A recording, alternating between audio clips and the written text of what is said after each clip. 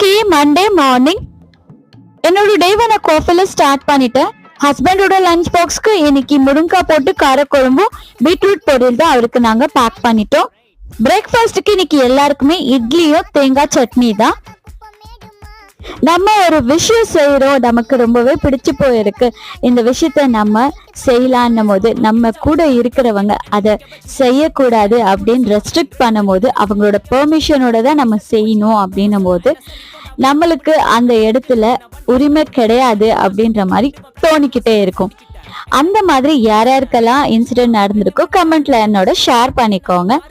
அதுக்கப்புறம் நமக்கு அந்த விஷயம் பிடிச்சிருக்கு, நம்ம ஷேர் பண்ணிக்கணும், நம்மளே செய்யணும் போது நம்மளுக்கு சுத்தி இருக்கிறவங்க யாரும் எதுவும் சொல்ல முடியாது.